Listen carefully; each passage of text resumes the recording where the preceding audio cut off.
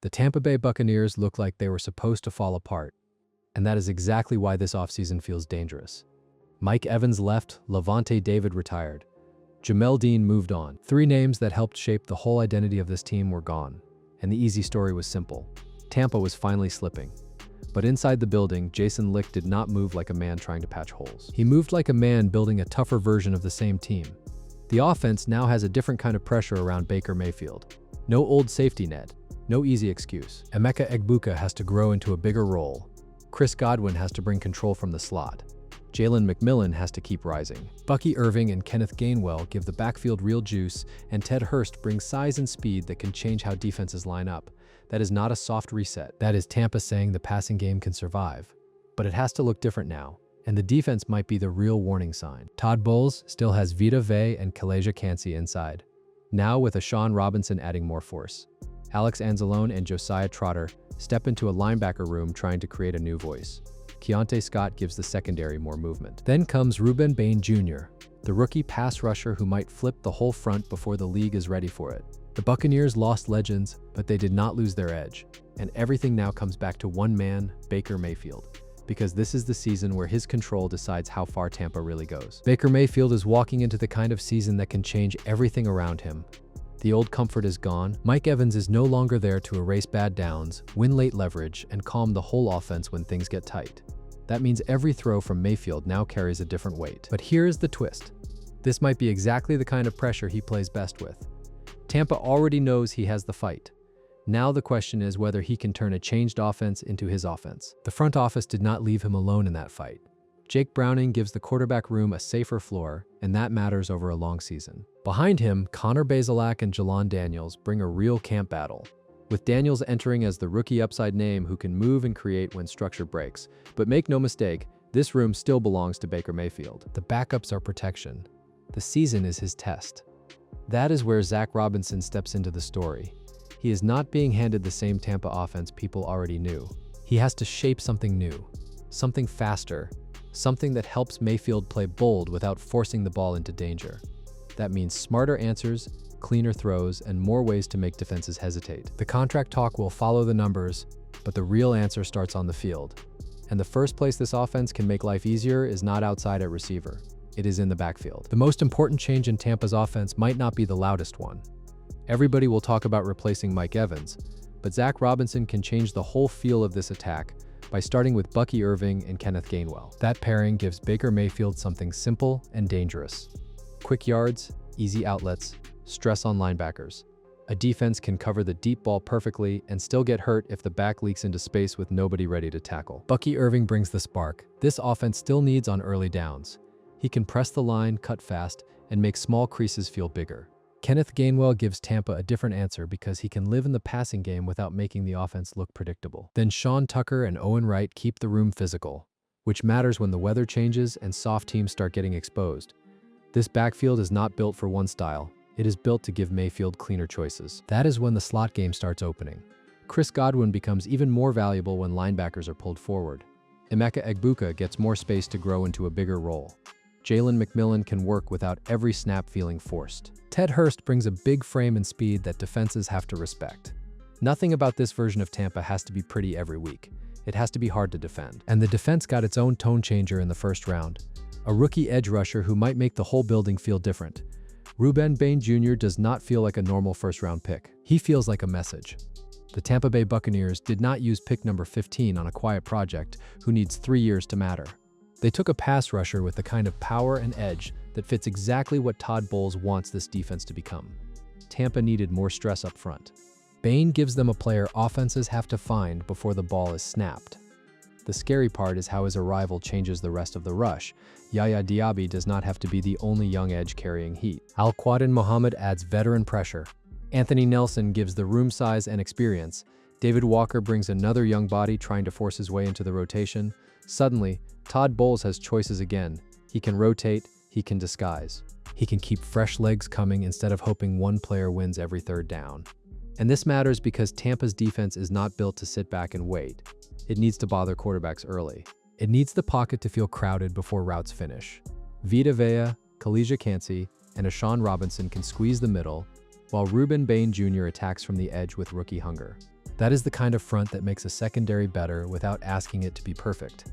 But the front is only one part of the rebuild. The middle of the defense lost a franchise voice, and Tampa had to answer that loss fast. You do not replace Lavonte David like it is a normal roster move. That is the truth Tampa has to live with. He was more than tackles and timing. He was the calm voice before the snap, the standard in the meeting room, and the kind of player a defense trusts when everything gets loud. When a name like that leaves, the mistake is pretending one signing can copy him. Tampa did something smarter. They rebuilt the job. Alex Anzalone brings the veteran presence first. He understands traffic, he talks, and he gives Todd Bowles a grown-up answer in the middle. Then Josiah Trotter enters as the rookie with downhill force, and a name football fans already know. That pairing is interesting because it gives the room two different types of energy. Anzalone can settle the defense. Trotter can bring the burst. Behind them, Servosha Dennis and Christian Roseboom make the group deeper than it looks from the outside. The challenge is simple. The NFC South attacks linebackers in different ways. Some teams test your eyes, some test your tackling. Some force you to cover space and still hit the run.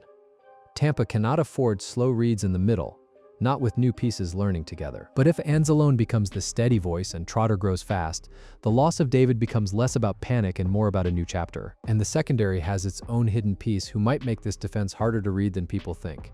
Keontae Scott is the kind of rookie who can get lost in draft headlines, and that is exactly why he matters. First-round pass rushers get the attention, quarterbacks get the debate. But a defensive back who can move around the formation can quietly change the whole playbook. Todd Bowles loves players who let him hide the answer until the last second. Scott gives him that kind of tool. This is not only about one corner spot. Keontae Scott can help inside, outside, and near the box depending on the matchup. That gives Antoine Winfield Jr. more freedom to hunt the ball instead of being locked into cleanup duty. It gives Tyke Smith help near the line. It lets Jacob Parrish, Zion McCollum, Benjamin Morrison, Josh Hayes, and Chase Lucas fit into cleaner roles instead of forcing the secondary to stretch thin. Tampa lost Jamel Dean, but it did not stop building. The real value is disguise. A defense looks simple before the snap, then changes after the quarterback thinks he has the answer. That is where Scott can become more useful than his draft slot suggests. If he handles multiple roles, Bowles can keep the same people on the field and still change the picture. That makes life harder for every quarterback on the schedule. And when a roster has this many moving parts, the real drama starts in camp. Because depth always creates uncomfortable decisions. This is where the Buccaneers stop looking like a team with new names and start looking like a team with real pressure on the bottom of the roster. That matters. Good teams do not only have stars at the top, they have players fighting for jobs everywhere, and Tampa suddenly has that kind of tension. On offense, Tristan Wirfs, Ben Bredeson, Graham Barton, Cody Mauch, and Luke Godicki give the line its main shape, but the depth battle behind them is where things get tight. Justin School, Benjamin Chukwuma, Billy Shrout, Dan Feeney, Elijah Klein, and Luke Haggard all matter because one injury up front can change a whole season. At receiver and tight end, the same pressure is there. Emeka Egbuka, Chris Godwin, Jalen McMillan, and Ted Hurst lead the bigger story, while Tez Johnson, David Sills, Cameron Johnson, Cade Otton, Payne Durham, Ko Kieft, Bauer Sharp, and Devin Culp make the final spots feel crowded. Somebody useful is going to be left sweating. Defense might be even tougher. Kalijah Cansey, Vita Vea, Ashawn Robinson, DeMonte Capehart, and Rakeem Nunez-Roches bring size inside. Ruben Bain Jr., Yaya Diaby, Al-Quadin Muhammad, Anthony Nelson, David Walker, and Chris Braswell create a real edge fight. That is what depth does. It turns camp into a warning. Jobs are not gifted. Roles are earned. And the reason all of this matters is simple. Tampa is not building only to survive its own roster. Tampa is building to win a division that has become much more dangerous. The NFC South is not handing anything to the Tampa Bay Buccaneers. That is what makes this race worth watching. Carolina has Bryce Young growing with more comfort. New Orleans has Tyler Shuck and a roster trying to rise fast. Atlanta has a new quarterback story with Tua Tagovailoa and Michael Penix Jr., still part of the bigger conversation. Every team has a reason to believe. Every team has something to prove. That is why Tampa's path has to be earned, not assumed. But Tampa's argument is strong because it starts with balance. Baker Mayfield gives them a quarterback who has already been through pressure. Zach Robinson gives the offense a fresh plan. Bucky Irving, Kenneth Gainwell, Chris Godwin, Emeka Egbuka, Jalen McMillan, and Ted Hurst give that plan enough variety to stay alive even when one matchup gets taken away. On defense, Todd Bowles still has enough muscle and movement to make every division game ugly in the best possible way. The final difference might be toughness in the hidden places. Danny Smith takes over special teams. Miles Killebrew gives that phase a real tone setter. Chase McLaughlin, Riley Dixon, and Evan Deckers give the kicking game structure. That stuff does not sound loud in May, but it steals field position, protects leads, and flips close games when fans are still arguing about a fence. Tampa lost icons. Yes, but this new group has a harder edge, a cleaner plan, and enough young fire to make the league uncomfortable. The Buccaneers are not rebuilding from fear. They are rebuilding into the thing everyone hoped they would not become.